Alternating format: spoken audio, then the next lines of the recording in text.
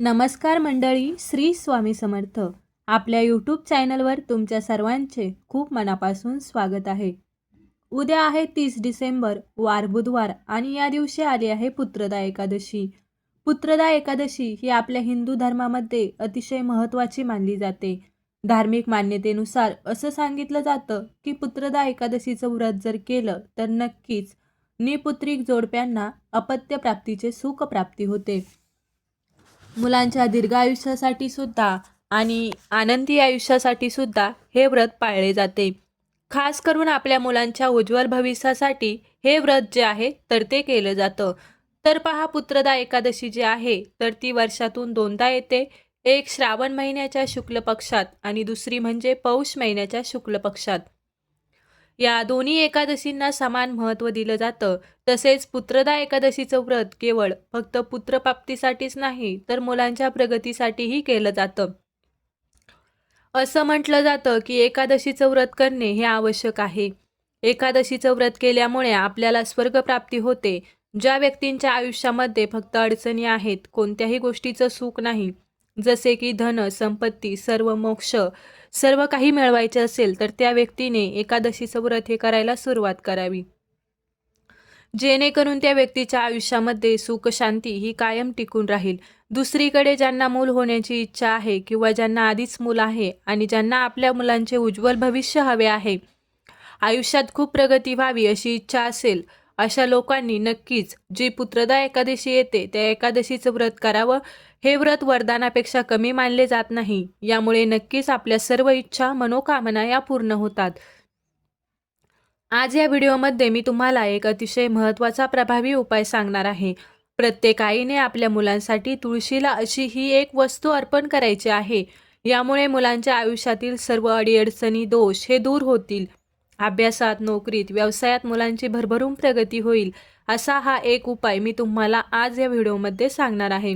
त्यामुळे तुम्ही व्हिडिओ हा शेवटपर्यंत नक्की पहा. तर पहा, हा जो उपाय मी तुम्हाला सांगणार आहे तर हा उपाय तुम्हाला मुलं आणि मुली सर्वांसाठी करायचा आहे. अगदी लहान मुलांपासून ते मोठ्यांपर्यंत सर्वांसाठी हा उपाय तुम्हाला करायचा आहे. यासाठी सर्वप्रथम तुम्हाला सकाळी लवकर उठायचं आहे. उठल्यानंतर मुलांना तसेच तुम्हाला स्वतःला सुद्धा अंघोळीच्या पाण्यामध्ये थोडंसं गंगाजल, हळद आणि मीठ टाकून तुम्हाला स्नान करायचं आहे. यामुळे बघा, आपल्याकडून कळत ना कळत काही चुका किंवा पापं घडलेली असेल तर ती दूर होतात. तसेच लहान मुलांना किंवा आपल्या सर्व मुलांना या पाण्याने अंघोळ घातली तर नक्कीच मुलांचे सर्व दोष हे दूर होतील. सोबतच बघा, अंघोळ केल्यानंतर तुम्हाला आपल्या देवघरामध्ये असणारे बाळकृष्ण यांची पंचामृताने आपल्याला पूजा करायची आहे. पंचामृताने किंवा शुद्ध पाण्याने त्यांच्यावरती अभिषेक करायचा आहे. त्यानंतर त्यांची एका पाटावरती स्थापना करून घ्यायची आहे. त्यांना पिवळे वस्त्र आणि पिवळे नैवेद्य म्हणून केळी तुम्ही अर्पण करू शकता. तसेच भगवान श्रीहरी विष्णूंना प्रिय असणारी सगळ्यात महत्त्वाची गोष्ट म्हणजे माता तुळशी. तर या दिवशी आपल्याला तुळशीची सुद्धा पूजा करायची आहे.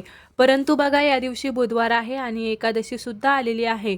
त्यामुळे माता लक्ष्मीचं निर्जळी व्रत असतं. यामुळे आपण माता लक्ष्मीला पाणी अर्पण करायचं नाही. परंतु तुळशीला आपण हळदी कुंकू लावून, धूप, अगरबत्ती, दिवा लावून नक्कीच पूजा करू शकतो.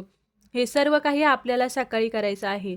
आणि आता मुलांसाठी हा जो उपाय मी तुम्हाला सांगणार आहे, हा उपाय तुम्हाला सायंकाळी करायचा आहे. सायंकाळी तुम्ही 5 वाजल्यानंतर हा उपाय रात्री 12 वाजेपर्यंत कधीही करू शकता. हा उपाय करण्यासाठी तुम्हाला काय करायचं आहे? थोडंसं गव्हाचं कणिक मळायचं आहे. या कणकेमध्ये आपल्याला कुठल्याही प्रकारचं मीठ घालायचं नाही. थोडीशी हळद घालायची आहे, जेणेकरून या पिठाला पिवळसर कलर येईल. अशी तुम्हाला थोडीशी कणिक मळायची आहे आणि या कणकेचा एक दिवा तुम्हाला तयार करायचा आहे. यानंतर काय करायचं आहे? आपल्याला त्या दिव्यामध्ये आपल्याला तेल घालायचं आहे. जे आपण देवघरामध्ये दिव्यांना तेल वापरतो ते तेल तुम्हाला घालायचं आहे. किंवा तुमच्याकडे जर तिळाचं तेल असेल तर आवर्जून तिळाचं तेल तुम्हाला घालायचं आहे. हे तेल घातल्यानंतर त्यामध्ये दुहेरी कापसाची वात आपण लावायची आहे आणि हा दिवा आपल्याला आपल्या देवघरासमोर ठेवून तुम्हाला प्रज्वलित करायचा आहे. हा दिवा प्रज्वलित केल्यानंतर तुम्हाला एक प्लेट घ्यायची आहे. प्लेटमध्ये तुम्हाला एक स्वास्तिक काढायचं आहे. स्वास्तिकवरती थोडेसे तांदूळ तुम्हाला ठेवायचे आहेत. या तांदळावरती हा दिवा ठेवून तुम्हाला तुमच्या देवघरासमोर ठेवायचा आहे. यानंतर या दिव्याला हळदी कुंकू अक्षदा तर्पण करायचे आहे. इच्छा प्राप्तीसाठी इच्छा पूर्ण करण्यासाठी आपल्याला दिव्यामध्ये एक अखंड लवंग आणि एक अखंड वेलची जी आहे तर ती टाकायची आहे. जर तुमच्या घरामध्ये धन असतील, जे अख्खे धने असतात आपण मसाल्यामध्ये वापरतो, तर ही धने सुद्धा असतील तर नक्कीच त्या धान्याचे 7 दाणे जे आहेत ते आपल्याला दिव्यामध्ये टाकायचे आहेत. यानंतर हा दिवा घ्यायचा आहे. या दिव्याने आपल्या देवघरामध्ये असणारे बाळकृष्ण किंवा नारायणाचा फोटो मूर्ती असेल तर त्याला आपल्याला ओवाळून घ्यायचं आहे आणि त्याच दिव्याने आपल्या मुलांना किंवा सगळ्यांना ओवाळायचं आहे. जर आपल्या घरामध्ये 2 मुलं असतील, 2 मुलांना त्या एकाच दिव्याने ओवाळून घ्यायचं आहे. ओवाळल्यानंतर आपला हा दिवा माता तुळशीपाशी नेऊन ठेवायचा आहे. तुळशीपाशी ठेवल्यानंतर मनोभावाने माता तुळशीला प्रार्थना करायची आहे. तुमच्या मुलांच्या आयुष्यातील जेवढ्या पण अडचणी असतील, दोष असतील, तर ते दूर होऊ दे आणि मुलांची प्रत्येक क्षेत्रात प्रगती होऊ दे. भविष्यामध्ये मुलांवर कोणतेही संकट किंवा अडचणी येऊ नये, अशी तुम्हाला मनोभावाने माता तुळशीला प्रार्थना करायची आहे आणि हा दिवा तुम्हाला तिथेच लावून ठेवायचा आहे. सोबतच जेव्हा तुम्ही या दिव्याने आपल्या देवघरामध्ये असणारे बाळकृष्ण यांना ओवाळणार आहे, तेव्हा सुद्धा तुम्हाला भगवान श्रीहरी विष्णूंना प्रार्थना करायची आहे. मुलांच्या उज्ज्वल भविष्यासाठी, मुलांची प्रगती होण्यासाठी यानंतर हा दिवा तुळशीपाशी ठेवल्यानंतर दुसऱ्या दिवशी काय करायचं आहे, हा दिवा उचलायचा. या खालचे तांदूळ जे आहेत तर ते सुद्धा तुम्हाला घ्यायचे आणि एखाद्या झाडाखाली नेऊन तुम्हाला टाकायचे आहेत, जेणेकरून तिथे येणारे पक्षी, मुंग्या, कीटक जे आहेत तर ते धान्य खाऊन जातील आणि तशी तुमच्या मुलांच्या आयुष्यामध्ये प्रगती होत जाईल.